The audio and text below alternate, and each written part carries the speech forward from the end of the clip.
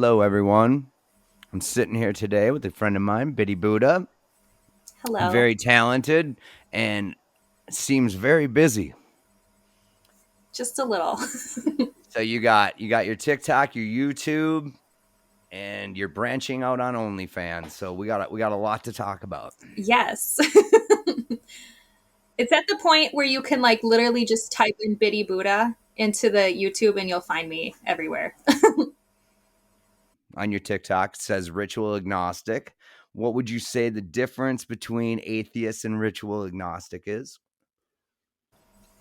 Well, I'm still an atheist. Atheist is just the lack of belief in the supernatural or a deity.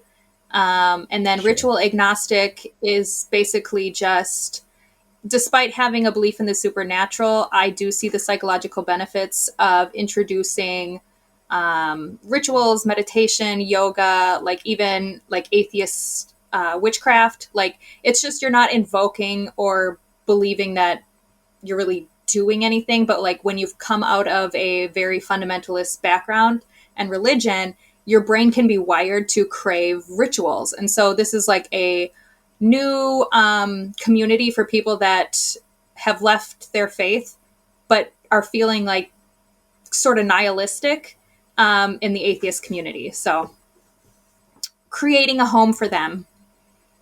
I agree. I've never been a very religious man, but I've often liked some aspects of a ritualistic kind of. It might even be just like on a Sunday, making sure I go do something. Yeah. Yeah. That's all it is. It's just a repetitive like behavior that you're setting an intention for. Well, I was never super raised religious, but I did have to go to Wednesday classes. And every once in a while, I had to go to church. My mom made me get confirmed. And what's the other one? Confirmation, probably. She claimed So that I you were was raised never going to be able Catholic. to get married. I was never going to be able to get married if I did this. No place would have me if I wasn't confirmed. And I was just like, I already like read through the bullshit by about third grade. I was just already asking really wild questions in class. So I don't know. I've never been into it at all. A lot of people in my family are, and I just, to me, it just seemed like a bunch of, well, the stories that they obviously told us are the good ones. So I just felt like it was some book on morality and, how to be a nice person. And I think I kind of just figured out that I could do that myself. Yeah. Yeah, you're lucky that you weren't deep into it because there's a lot of people that now suffer from religious trauma. So you called the Yeah, I bullshit saw. young, and that's good. Yeah, I mean, I don't even know why my parents weren't even that big into it. I think they were just trying to get rid of me and my sister on Wednesday for like an hour. Yeah, maybe. You know what I mean? Like, because my dad Hmm. never went to church, my mom never went to church. They just made us go because they had to go when they were kids. Yeah, tradition. It's just what you do. Yeah, really, just tradition. Yeah, religious trauma. I recall on your TikTok some kid fucking just crying and he had a fucking piece of wood on his back or something and he was just like and I'm just like, holy shit, are you for real? Yeah, that's definitely for real. I don't know how much you followed my TikTok, but like I was at one point in time in two different cults. God. Like you knew me when I was a tattoo artist. Like you were, well, I knew you from like outside of being a client, but I got really religious, like crazy cuckoo Well, religious, and I joined. yeah, Yeah, yeah. Um yeah, so the last time we spoke was probably what, 10 years ago, let's say. it's probably like 13. It's a Okay. long ass time ago. So the biddy that I knew was a tattoo artist who I'm pretty Hmm. sure went to church every Sunday. Like a hyper grace where it's not really like that religious kind of church, you know? I just remember somebody saying, or maybe even me and you might have talked about it. Like maybe you were at the bar on Saturday and you were like, no, I got to be up in the morning. I'm going to church. And I was like, oh, shit. Okay. You know, I never cared Yeah. Do regardless. I you didn't think you remember? were a shitty person. Yeah. Do you remember Blake Letelier? Yeah, sure. Oh, fuck. Okay. I went to his church. So if that tells you Okay. anything about like the lifestyle they accepted, because he was at the bar like Saturday and then he'd be at church playing the guitar. I did not know this about him. So, but I wasn't super good friends with him. I just knew him. He was just an acquaintance. Okay. So, yes, the Biddy I knew was a tattoo artist and went to church every Sunday. And now 10 years later, here we are, and you are a very different person. I'd like to think so, yes. So I am a fan of your TikTok, and I've seen a good chunk of it. I mean, I only follow a couple people, so like on my feed, you used to come up a lot, and it was just a lot of people that wanted to see you burn in hell, mostly. A lot of response videos where Yes. you basically respond and lay down a little bit of facts. Yep. I was teaching as an atheist the Bible to Christians, and they did not like that. And they'd come back at me, and I'd clap back, and got a reputation for kind of being spicy and owning Christians on that platform. I don't really make many TikToks anymore because I got enough death threats that it's like, ugh, it's just exhausting at this point. Yeah, I could only imagine, and it looks exhausting. I've had several videos do okay on my TikTok, and there was one I put up about MGK, and holy fuck, I woke up the next day to 200 comments, and I was just like, I wanted to get back to most of them and, laugh or at least give like a, hey, that's hilarious. But there was definitely like a little bit of hate in there, just like, who the fuck are you? Blah, blah, blah. I'm like, dude, it's just a joke, bro. Like, just a joke. Yeah. I could care less what Yeah. Don't shitty mess pop with, emo shit you listen. yeah, Gen Z and their love for MGK is really bizarre to me. Like he's the emo king and I'm like, "What?" And that's not the MGK I knew. Machine Gun I Kelly, mean, I right? That's what remember. who we're talking about? Yeah, the hip hop dude. Okay. Yeah, yeah, he is not Now he's in meh. a punk band.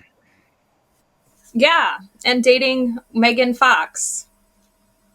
Yeah, who went fully off the fucking deep end when she started dating him. Yeah. Just They're a fucking little I well, yeah, that's a whole nother thing, man. She's got like this whole other relationship with her ex-husband where she was like this normal person, and now she's all just fucking doing dom shit and BDSM shit on the red carpet. I don't know. Kind of little weird, but sometimes you go all the way one way, you got to come the pendulum swings back the other way. yeah, you know, whatever. We won't kink shame. Oh no, goddamn no. I participate in most kinks. Makes things a lot more interesting. So one thing that stuck out about your TikTok, maybe you can explain to these people what Pascal's wager is. I found that very interesting, and it seems to come up quite a bit. Yeah, it's one of the key arguments that Christianity depends on, and Pascal's wager is basically like an insurance policy. So it's like, well, what if you're wrong? Um, and and it's like, well, you will have wasted your whole life, but you have gained eternity.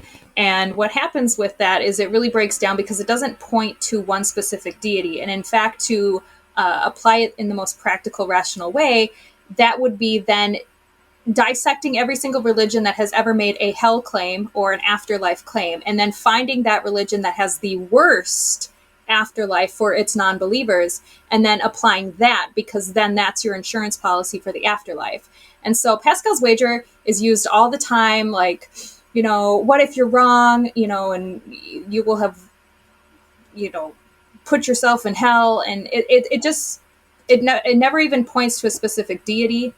It's just a really stupid argument, and surprisingly is used a lot.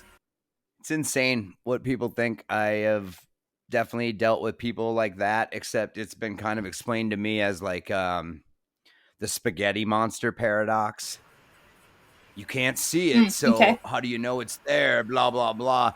I had this lady that I worked with, and when I asked her just on the little that I know about stuff like this, I just said, do you follow the King James Bible, or? And she's like, there are no other Bibles, and I was just like, all right, lady. I was like, if you don't think there's any other Bibles besides the King James one, then we are really gonna not like. I'm not gonna be able to like talk to you about this. You don't know. I don't know. Yeah. I And find King James was. Oh, go ahead. no. Oh, I was just gonna say the people that like swear by King James is the only way for salvation. Like King James was a raging homosexual, and they seem to not realize that. Like he had quite So the many male people lovers. were. Right. But So at the many same people time, they're the were. people that are, yeah. Ugh. I mean, it's. I mean, I guess the only I've read little on the stuff, but the historical things that I've seen, like something like Caligula. I mean, that seems like a free for all sex orgy in Rome. You know, Yeah. Yeah. Yeah. and Once not you even start just diving that. into Not even just that. Just in general, like Leonardo da Vinci. Just people in yeah. the world were gay. Like it was well known back in the day, and then somewhere in the fucking swing of things, I don't know, it became really really bad apparently. Yeah. But I mean, Yep. your favorite authors, your favorite musicians, your favorite this, your favorite that, they were gay. I mean, there's Yep. nobody that's jamming Yeah. Liberace that's just thinking like, man, this guy has got to get so many bitches. Right. I don't know. I obviously can't get as deep into it as you can, but for what little I know and what little I feel, dude, I just try to like live my life every day and just be cool. Like, I can only do so much. I obviously can't feed all the poor or do this or do that, but I just try to be a genuinely nice human being and not put up with any bullshit. Don't let people walk over you, but still just be a decent human being. It's not hard. Right. Yeah. I agree. And I've agreed and disagreed with people on a lot of things, and I don't hate them for it. And I think there's a big problem with that in the world of internet culture and just the world in general. Like the simplest thing, like you're a Democrat and you're a Republican, we can't be friends. Why not? I'm friends with plenty of Democrats and plenty of Republicans. I don't fall on either side of the aisle, so why can't you be friends with, and I understand core reasons. I mean, if you're like, I can't be involved with somebody that's into slavery. No shit. I can't be involved with somebody that, hates gay people. No shit. But for the normal people that just are conservative and whatever, you can have conversations. It used to happen all the time. But on the other hand, like it's become so polarized that you have the extremes on both ends. You have I hate gay people, I think we should murder trans people. Like it's at that point where there's not even this cushion where you know what I mean? Like it's very extreme at this point. And so it's kind of hard Yes. to be friends with people that values are dehumanizing. Yes, I agree with that. But I'm saying your everyday average Republican, Joe that works at the fucking flea market, he just doesn't want to pay a lot of taxes, doesn't want to spend money on every homeless person in the world, doesn't care about most of the other shit. You know what I mean? Like those kind of guys. But yes, if you are just Right. full on to the left, to the right, and I don't think either one is great. I think one thinks they're doing a good I think they both think they're doing a good thing and they're both wrong is what I really think. I think the left is trying to censor way too much speech and a whole bunch of freedoms, and then the right is just off the fucking rails with some of the shit that they think is wrong. Burn it all down. Anarchist here. Yeah, and like that's what makes people like you and people like me and people that just want to just fucking go live in the woods and get the fuck away from it all. because fucking it is so much noise in a world that's already noisy as fuck. Let's move along. You like my Next, transitions? All right, next fucking topic. we We're got fucking moving along. religion. Yeah. We got religion. We've covered politics. I mean, we're just hitting all of those things you're not supposed to talk about right off the bat. Pretty much. If we were in a bar right now, I'm sure they would tell us to leave. Right? This is what makes good conversation, though. Like, if we're not talking about in depth, offensive shit, then what are we doing? Really? Really? Well, let's talk about some of your endeavors here. You have a YouTube Okay. channel, you have a TikTok, you have an OnlyFans. Let's start with your YouTube. What do you what are we gonna find there? Yeah, I literally just revamped it. I used to have a show called That's That where it's called Talking History, Archaeology, and Theology, and me and my co-host Pat Lowinger, who is a archaeologist and historian of ancient Greek and Mediterranean religions. We used to talk about like Bible history and kind of like Saint Nicholas and claims of whatever. We talked about all of these kind of ancient historian figures. And then that's when I'm like, I don't really want to talk about this anymore. And so that's where I shifted my content to ritual agnosticism. And so it's how to introduce like tarot cards or crystals into your life that aren't in the wooey way, and how you can still enjoy them and what they do psychologically to us, like whether it's aesthetics and our environment or like the placebo effect, like all of those things are real. And so we don't need to dismiss them just because we are now atheists or whatever. So it's taken quite a different turn. There's a case to be made, I guess, for trading in one belief system for another. If people they take their tarot card readings really seriously and stuff. Yeah, I enjoy them. I just take everything with a grain of salt. I yeah, love my whatever. I love my horoscope and stuff like that. But I mean, do I just fucking live by it? No. yeah, It's nice to be hopeful on a yeah. gray They're day fun. eating Chinese food. Yeah, and they can oftentimes be introspective. So when you use the tarot cards and you're looking at something, um, you're basically scanning your own like perception and the things that are going on in your life, and you can read them into the cards. And so it's not necessarily supernatural. I mean, there's a lot of psychology behind these things and It's why they almost work. like yeah, I was gonna say it's almost like a private psychological reading or whatever you want to call it. Yeah, you just take what Getting deep into resonates. your And, psyche. yeah, And some of it does. I have tarot cards here. I've used them a couple times, and I mean, it just takes a while, and I'm sure people that read them daily get better and better with it. yeah, their intuition. But I think there's something to be said about, how you act and, what that says about your character. So, and I think some of that can definitely come through in a tarot card reading or, like what's the other one, your birth chart and stuff like that. I've done them all. Nice, nice. They're fun.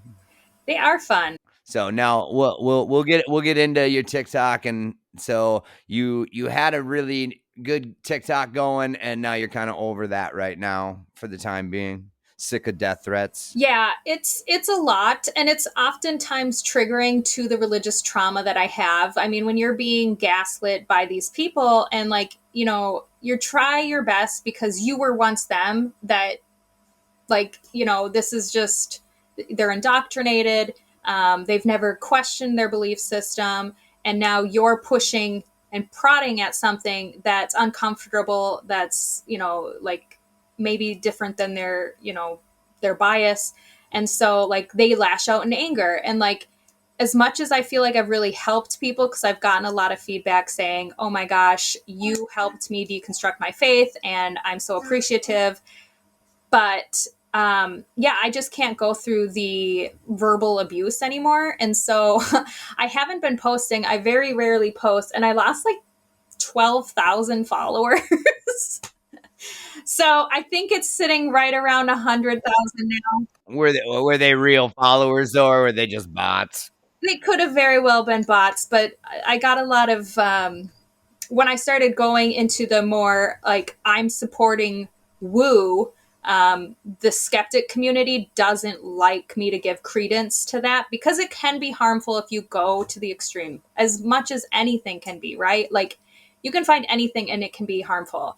I'm just trying to find a like middle ground where I can accommodate things to just help me not be nihilistic, that like I can have a purpose. And because in this worldview, and they don't like to admit it, the atheist community, but they're like, religion gives you hope.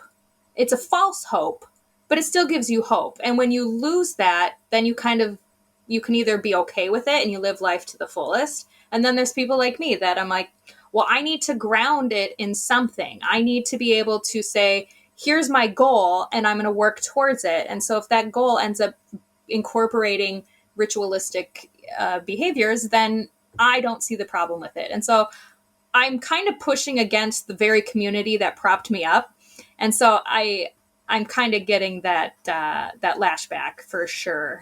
Little pushback. Well, there's a lyric in a No Effects song, and it says, "A little faith in a deity are for masses who are having hard times." Yeah, absolutely. It's like I can understand, like like you're not getting rain for months and months and months and months, And when I think back to the old days, I think of more people worshiping the sun, the moon, the Mm-hmm. rain, things that actually benefited them. Yep. And I think now people have took all that and just squished it into Jesus. Not really, but Jesus, Jesus, yeah, it's Muhammad, and Yahweh. all all We've all got it all. holidays all holidays appropriated from pagan beliefs, and just like old wives' tales handed down, written down in a book, and people are just like, "Oh, these are great. Let's fucking put some faith behind this." Yep. So you're done with TikTok, and now you've moved on to OnlyFans. You're selling the people what they really want. Yeah. I'm like, you know what? You've had my mind, now have my body. Now, oh, you could also have your haters now on there too, I suppose. Or have you had any problem with haters on there yet? I have not. I've gotten a lot of support. Obviously, given the people that I surround myself with, there are a lot of feminists and, again, the atheist community. And it's all about like, do whatever the fuck you want as long as you're mitigating harm to others. Like, do what makes you happy. And so I'm doing this because I grew up in purity culture. I don't know if you're familiar with it, but basically, women suck and shame and guilt on your body, and you're not allowed to look at a man or cause a man to lust. And so there's a lot of trauma there. And so this is my own way of like liberating myself, like accepting my sexual what expression. I don't know. Just it's more for me than it is for anybody else. But people get to come along for the ride. That's awesome. What does your OnlyFans entail, I guess? What kind of content are people going to get if they go to your OnlyFans? So my content I have, it's $10 a month subscription. It gets you kind of the vanilla, like hippie, pot smoking. It's very vanilla, and then anything that is a little bit more raunchy is behind a paywall. But you get the boobs and you get the butt and Okay. interaction with me, and so yeah. Well, I'm looking at it right now, and I don't think you're supposed to be doing that with a Harry Potter wand.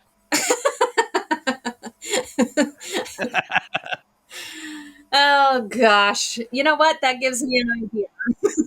Oh shit. I've definitely had friends, and that's pretty much like the smartest way to do it. What they've told me is that you have your page set up like how you said. You got like kind of like the vanilla, like, ooh, here you go, a little bit of lewds, and then yeah, you're gonna, if you want to go up in level, it's gonna cost you some money. Yeah. Are you open to what is it called? What's it called when they suggest things? Like customs. Yeah, customs. So are you going to be doing customs? Yeah, I've done some custom Okay. stuff. Yeah, I've done a couple cock Okay. ratings. Is that a Um, thing? That's a thing? yeah, Tell it, I'm moving at a tell pretty us about slow cock pace. ratings. That's a Okay. thing. So guys just want to know what you think of their meat. Apparently, yes. And oddly enough, men want you to degrade their penis Oh, I've too. heard of that. They want to pay you to do that. Yeah, Yeah. I don't, I used to who knew? This is a whole new world you're going for to be the me. next fucking fin dom, man. I don't know who that is. What is that? That's when they just pay money for you to financial dom. Oh, okay. It's when guys just give you a lot of fucking money I'll take to it. degrade them, I think. Okay. I, They're called fin doms. okay. FINDOM, and basically they're the kind of people that will post like, "Hey daddy, it's time for you to empty your wallet," or something like that, and men are just like, "I'm ready to go. I'm ready to go." Like they want to empty their wallet for this chick, you know.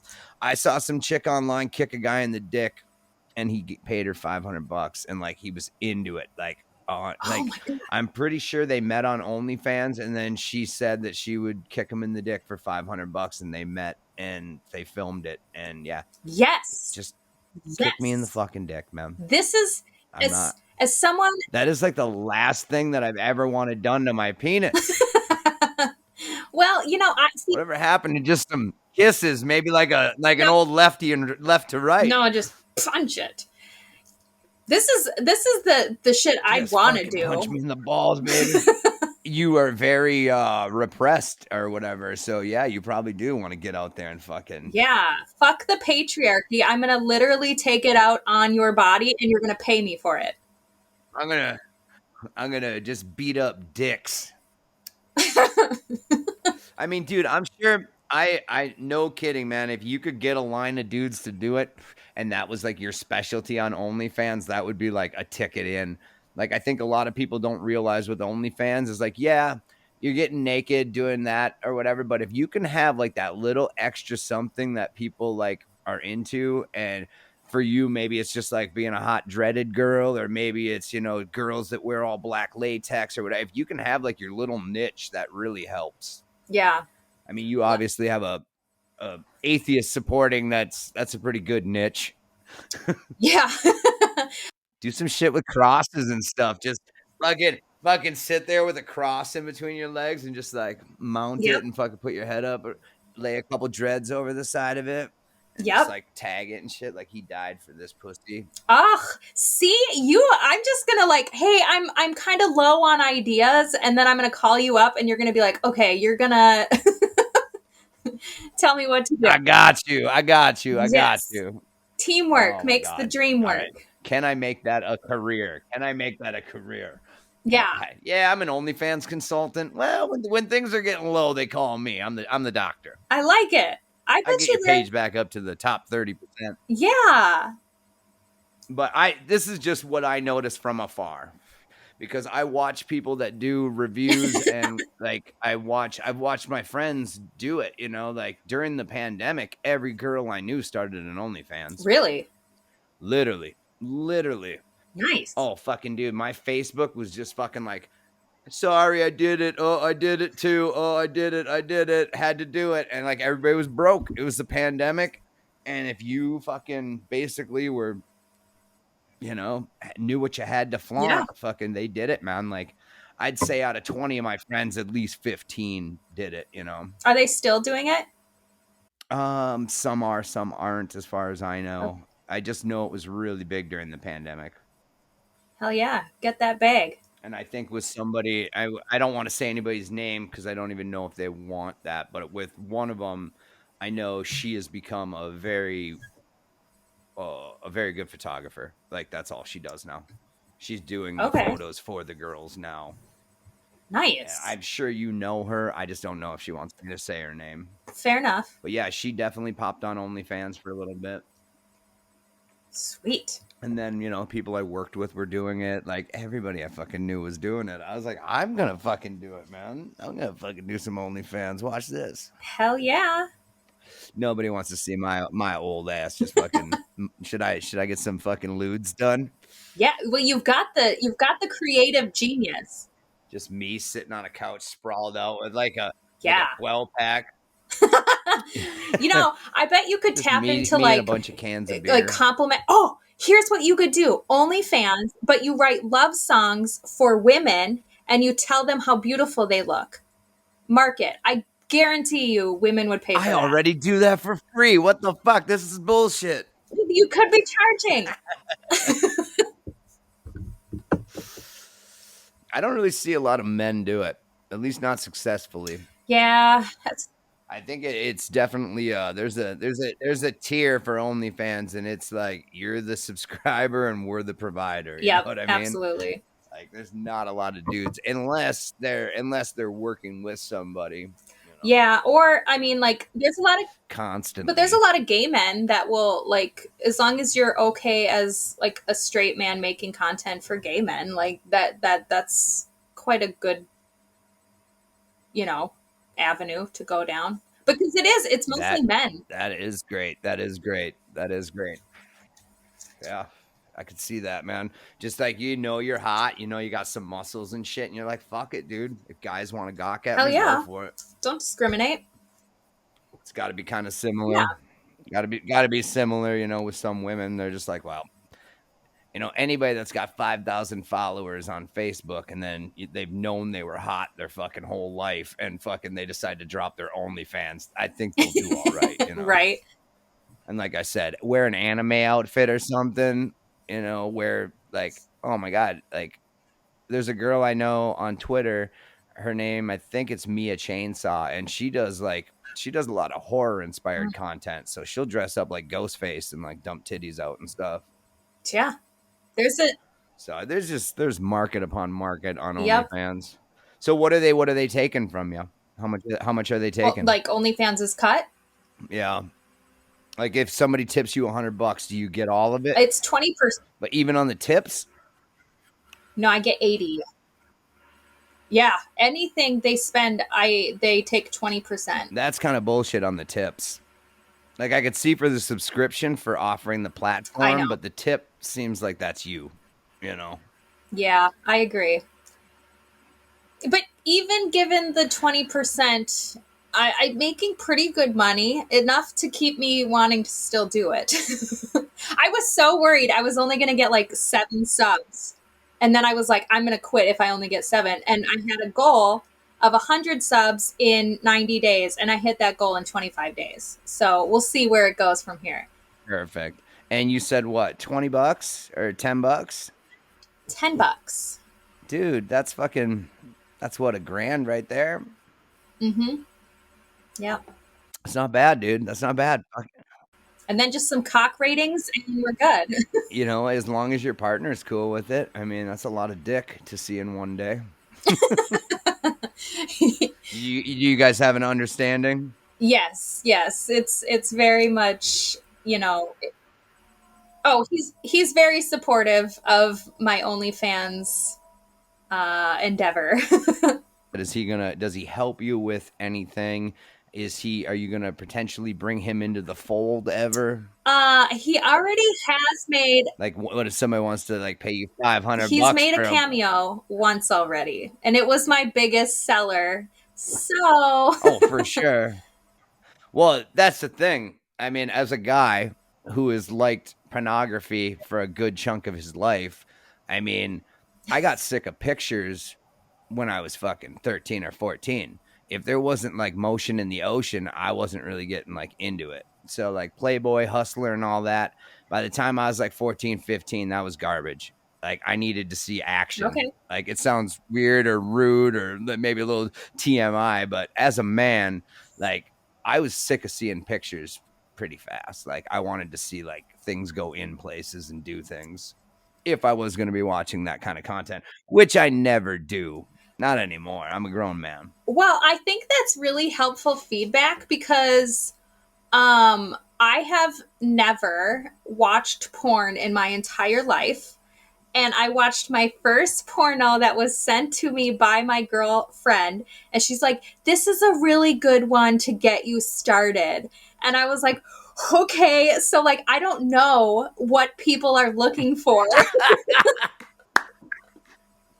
So, No, it's true though. I mean, there's guys that are obviously going to appreciate it just because you're a beautiful girl and you're taking sexy pictures. They're going to love that. But I mean, to make the money in it, you definitely are going to want to go a little further, probably. yeah, I'm making sure that I'm At doing it least on. that's what I would think. But But no, you're very right. And I'm trying to do like a slow burn because I don't want to throw everything out there because then the expectation is bigger and better each time. And so, like, if I just start doing all the yeah, shit right away, what am I going to grow into doing? And I don't necessarily want to be like making full blown. Well, I don't know what the definition of porn is. Is it like, does it require a person? Is that, I mean, no, I mean, there's plenty of like masturbation videos. is that And I porn? think people would call that porn. Oh, they would. Okay. Yeah. I don't know. And then you might want to get into you might want to get into joy too, Get into what? but that's like in that joy. I don't know what that is. Joy is when you pretend like you're in a room with the guy and you're getting him off, but you do it in a very ASMR like kind of vibe. Okay. I'll have to look into that. Go to Google and type in JOI. It'll J be a O bunch of I. women sitting in a room. Yeah, it's just I don't know what the JOI stands for. It's probably jerking off instructions. That's what it is. Jerking off instructions. Bing! It So came you to mind. basically yeah, well the you basically like you just sweet talk the dude, you're like, yeah, pull it out, do this, do that. Oh yeah, oh daddy, oh fuck yeah, oh yeah, it's so big, blah blah blah. And you just like, I don't know, it's instructions on how to read. Okay. Good to know. See, you are just. But that might be something you want. Well, dude, I just know a lot more about pornography than you do. I've been watching it for way too long. Do you I know? know the good Okay. stuff, the bad stuff, the classics. See, I made the mistake of literally because I'm like, okay, what is porn? At literally like 2 months ago, and I just typed in porn into Google, and I regretted that because some of the weirdest shit came up, and I'm like, no, no, and I like shut my laptop. But like, I've been really getting into like, I haven't done it yet, but like shibari rope. I'm like, that's kind of dope. Like, Oh yeah, because like in yeah, tattooing, they have suspension, which is like the meat hooks in your back, and I've yep, always wanted to do that. But this is like the non-painful way of suspending yourself without the meat hooks. sure, yeah, yes, dude. I've seen the Shibari videos. Those are very interesting. I know another friend of mine's very into that stuff. She Yeah, likes it. Her and her girlfriend are they a lot of their Instagram has some rope play on there and stuff. yeah, it's like an artistry. I kind of like it. It is. It is. So, we are going to talk about your favorite movie, 500 Days of Summer. Would you like to give the people a quick little synopsis? Okay, so the 500 Days of Summer is a boy meets girl movie, but it is not a love story. So it follows for 500 days out of sequence the main character, whose name is Tom, and he is a hopeless romantic. He is the nice guy trope, and he falls in and out of love with this character named Summer, who is a cynic towards love. And it's not a spoiler when I say they don't end up together because it literally starts the movie telling you that. And that's the movie. Like, That is definitely the movie. So I watched it. I had never seen it before. You told me that it was your favorite, so I said, let's fucking check this shit out. And yeah, I definitely do not sympathize with Tom at all. Like he's definitely a douchebag kind of. So, ironically, um, we're preconditioned as a society to really sympathize with Tom's character.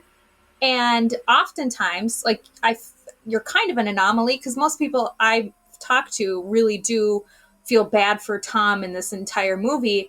But because he's the nice guy and he's doing all these things and you wonder why she's rejecting him, but she's not doing anything wrong throughout the movie. In fact, right from the beginning she says she's not looking for anything serious and lays down that boundary, and you see his character have all these expectations in this shell of a woman, and he's misogynistic. But if you contrast that with his friends that are blatantly misogynistic, you don't pick up on the subtleties of him being that way. And so, like, you people can oftentimes sympathize with Tom, who in my opinion is the villain of this movie. Well, the movie is made like I think I asked you, and I think you said something like 2009, something like that. So I mean, obviously, like what was acceptable for some odd reason in movies was a little different back then. And right away, the two dudes are like, "Oh, she's a skank. She didn't say hi to me. Blah blah blah. She's a bitch." Tom or John tried to talk to her in the copy or in the break room, and she was a complete asshole to him. And like they're just like, dude, she's just at work, like fucking hanging out, like settle the fuck down, you know. But right away, that was like kind of Yeah. jarring. And then I like as a movie person that I am, that's a big thing is that you're trying to get me to sympathize with somebody and right away I'm not. So I instantly didn't sympathize with him in the Mm. movie. Like maybe I'm better at watching movies than some people. I've watched a lot of them and I do understand, you know, exposition and all this other shit that, you know, most movies have, and why in the beginning a guy might rescue a kid from a fucking, you know, you're trying to make him right away seem like the good guy and then we go from there. Well, I was thrown off like instantly by him and his friends, so I didn't Mm. like right away. And then as the movie went on, like you said, it's kind of cut up and it's all over the fucking place. It'll be day 208, they'll be having an argument, but then it'll zip back to day 4, you know, when he's like madly in love with her sitting at his Mm-hmm. desk or something. But yeah, I didn't sympathize with them at Yeah. all. That whole crew. I mean, the one dude with the longer hair, I think he was like a little better, but though his buddy with the short curly hair, the Snosberries guy from Super Troopers.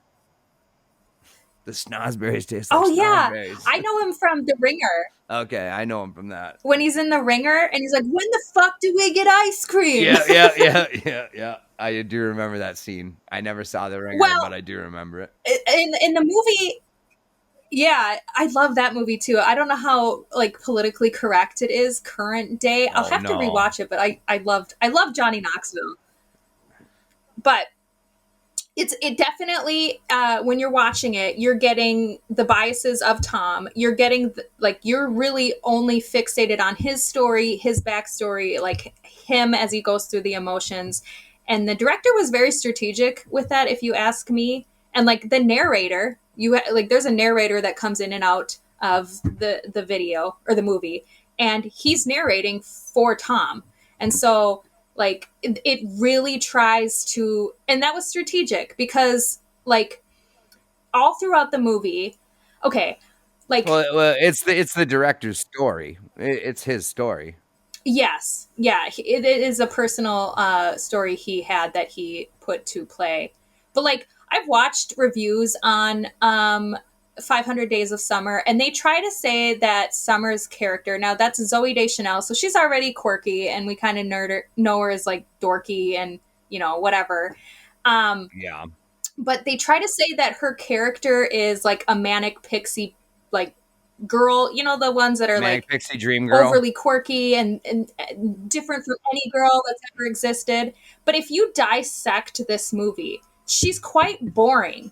And she's very stone faced when she responds, but because he is so infatuated with her and you're only seeing Yeah. his perspective, it makes her seem like way cooler than she is. And that's also strategic on the director's path or point of view, because like this nice guy had the expectation that he wants to date her, and it's super shallow. It's based off of her appearance, it's based off of her interest. It's nothing to do with the like substance that is her as a character, because there is none. But if you go back to the beginning of the movie, it talks about how he has this like huge misunderstanding of The Graduate, and how he Yeah. has been conditioned throughout all of these rom-coms, and like unachievable like definition of what true love is. He's very much into like soulmates and stuff like that. So you watch him create a character that isn't her. And like I think this movie's so deep, and I love it, and I love it so much. I think everyone should watch it. It is deep. There's a lot there. I think that in romantic comedies, a lot of the time, people do get kind of wooey about that shit, but in real life, that's stalking. Yeah. Like, there's no world where you fall in love with the girl that works at Starbucks. You show up there every day and follow her around and do stuff, and it's not creepy. That's the real world. And then you make these movies that make it seem like, Yeah. yeah, it's a whole thing. There's a whole breakdown on Big Bang Theory that I watched where if a nerd does it, it's sweet and fucking, funny. But when a guy man does it, it's not. And they're neither one of them are good. But it's just like you said, the way that things are portrayed. But Yeah. but yeah, they make movies with rom coms that are just again like an expectation thing comparatively. But in this movie, he Mm-hmm. definitely is like, I'm in love with this girl, blah, blah, blah. And you're right. It's all superficial things. I mean, there's that scene in the elevator where she wants to hear Yep. his headphones. I like that scene. Like, I thought that was kind of cute. She's like, oh, I love the Smiths, you Mm-hmm. know? And that's like, I mean, when Yeah. you're dating somebody or in the middle or trying to date somebody, it's nice to have some common interest. It's a good starting point. Right. I was just going to say that you're right that he overly obsesses about this woman. Like he in no real world scenario would this like your buddies would be like, "Hey, you're fucking kind of weird." Yeah. you know. But so what were you saying about her sister? See, I don't know. I think to piggyback off of what you just said, the sister's like, just because that girl's into the same bizarre weirdo shit as you doesn't mean that she's your Yep. soulmate. And Yep. somehow Yep. the like 11-year-old sister has the most wisdom out of all of these adults in this movie, and that's crazy to me. But like, what was I gonna say? I think that's saying something. But like, I don't. You said that like, outside of this movie that would not fly. I think that this movie is the most realistic love story in any movie. I do. Like, beside the breakup with the Jennifer Aniston and Vince Vaughn, this is very real, because men are toxic. I know several men that are this like nice guy trope, and then the minute that the girl doesn't meet his expectations, becomes incredibly toxic and bitter and angry at her, when it's him that's put himself in that position. And even at the end of this movie, when he meets a new girl named Autumn, uh play on words there, but like, Uh, uh, Autumn.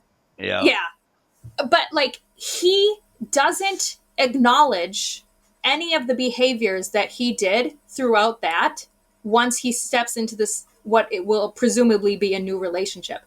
And that is a lot of people, not men specifically. They don't reflect on why something ends. There's not that self-awareness, and they carry that same bullshit into the next relationship. And I think that this movie, everything was intentional. It's to point out the like bullshit love, like soulmate, whatever, like ideology that we somehow inherited, and marriage is Tropes. forever. Yeah. Yeah, like, so I think it's just, it's so good. I don't know what else to say. It is. I enjoyed it. It was a good movie. I had problems with certain parts, obviously, and um, so you got him in one part. Well, first you got the car ride, and she kind of like everything blows over. I think he kind of is like, hey, what are we? And she's like, aren't you just having fun, blah blah blah, and that kind of all blows over. And then there's the apartment scene where he's like, well, I got a fucking say in this too, blah blah blah, and I'm just like, now it's back to him, Mm-hmm. you know. Yep. Which I do agree in some sense. I mean, if you are going to have sex with somebody and you guys are fucking spending every day together, I mean, at some point, somebody has to say, hey, what are we, or what are we doing here? I've been in long-term relationships where nobody said anything and they just go on forever. I think, but she's So, pretty abundantly but clear. I've been. Oh, go ahead. Yes, she is. She couldn't have made it any fucking clearer. Mm-hmm. I was just going to say, I've been in similar situations where I've been the Tom and I've been the Summer, man. I've been in, times in my life where I wasn't looking for a girlfriend. I was just having fun. And then a girl's like, hey, well, I want to do that too. And then a month down the road, it's like, well, what are we doing here? And I'm like, I told you, like, I'm just hanging out. Like, I'm just having fun. Yeah. But then the shoe's also been on the other foot where, I've been totally 100% into this chick and she's not reciprocating the same energy I am. And usually if I do want that and she has set a boundary, I don't do it then. Mm. If that's your boundary and it's not my boundary, like I'm just going to move on. And I think a lot of people have that problem sometimes. Maybe. I think that people make other people like a object to win, to see if they can do it, to see if they can get that person to change their mind, all the while completely negating the fact that that person has told you that they don't want you or don't like you in that particular way, Yeah. Or just somebody that's really let's just take an example of somebody who's really motivated at work or something. And they're like, no, in a year, I'm going to live in Japan. And then 2 years after that, I'm moving to France. Like, I don't have time for fucking relationships. Do you want to fuck? Yeah, that's fine. But I'm letting you know right now, like, I'm finishing law school and then I'm going here and I'm going, like, you're not in the picture. Yeah. There's some people that are just dead set on stuff like that, Yeah. And there's nothing wrong with that. There's nothing wrong with having goals and, still wanting to have a little bit of fun as long as everything is like copacetic, like everybody's on the same page. Yep. Good communication. She didn't need to come over to his house after that one day, though. When she comes over in the rain, I was like, oh, now what are you doing? You had your chance to leave and now you're coming back. So there were a couple parts that threw me off. Like that wedding, you kind of think that they're going to get back together. And yeah. All that stuff. So the director did a great job of keeping expectations and keeping you on the edge of your seat. Yeah, you didn't really know. Will it or will not work out. Yeah. But he tells you right away in the beginning, like you said, it's not a love story. Yeah. Oddly enough, he tells you in the beginning, and then throughout the movie, you're kind of just thinking that that person might be wrong, and that they end up getting back together, or end up together because they don't date. They don't actually they're not in a relationship. They're just like a thing, and so they're seeing each other. What else do you have to say about this movie? Anything? I liked it. I've watched it too many times to count. And I don't know, like you, I feel like I've been both Tom and I've been both Summer, but I feel like I relate way more to Summer's character with the men just pursuing me all the time. I want to say I think I relate with Summer too. I do. Yeah. And there's I'm not a psychologist, but if you've ever looked into attachment styles, and I don't know how familiar you are with those, but she's such an avoidant attachment style. Okay. Oh, you're not? Oh, you should look into them. They're really fascinating. But she's an avoidant. There's avoidant, anxious, and secure, and then there's chaotic, which is a very rare occasion. But it's how you connect in relationships, whether you're very needy and need reassurance and validation, or maybe you're avoidant and you're like, fuck that, I'm out and I'm never going to talk to you again. Yeah. And then secure is just You had actually good parenting. You end up with a secure attachment style. I don't even know what that's like, so I can't tell you. I had some pretty cool parents, but I still ended up doing some pretty wild shit. So, and definitely have my own issues. I forgot what I was gonna say. Yeah, fair I enough. had something that I was gonna add to it. I can't think. Oh, I know. No, no, I know what I was gonna say now. I recently found out that I'm a type 3 achiever. You're a type 3 on the Enneagram? It's some test that you gotta Yeah. take. Yeah, on the Enneagram. Yeah, I just found out I'm a type 3 achiever, which Nice. basically it everything kind of hits. I have a little whatever it's called, like the little side dish. I got a little bit of 7, I think, with it or something like that. I can't remember. I did the whole thing. One of my friends had me do it. She was like, she's like, "You're gonna like it." She's like, "Just answer it honestly and just figure out where you fall on this." What is it It's called? called the Enneagram test. It's fun. It's a fun It test. it basically says that I'm an entertainer and that I want to impress people with my skills on whatever I'm trying to do. So it pretty much hit the nail on the head on that one. Nice. Yeah, it's a good test. Have you ever done the Myers-Briggs test? Not that I know of, no. Is that Okay, another good I'm going one? to send you that one next. Okay. That's a really good one. I like that one a lot. All right, Biddy. Tell these people where they can find you and we'll wrap this up here. We're going on over an hour anyways. So I think we've done what we need to do. We've covered a wide array of topics, I feel. You can find me Not on one of them could we really sit on too long. yeah. You can find me on almost every social media platform as Bitty Buddha. You can just type that into YouTube and you'll see me come up on like interviews on different YouTube channels and my own YouTube channel. And TikTok, Bitty Buddha. You'll find me on Instagram, same like username, Twitter, and OnlyFans, my new endeavor. So yeah, I'm everywhere. I wish you the best of luck on all of it. You kick ass. It seems like you do a good job with everything, so I'm sure this is going to work itself out too. Well, I appreciate that. Thank you. I want to thank you guys for listening. Check Bitty Buddha out. Check me out. I'll have all the links in the descriptions. I'll throw some links on the screens. It'll all be good. You guys have a good night. Thanks for listening.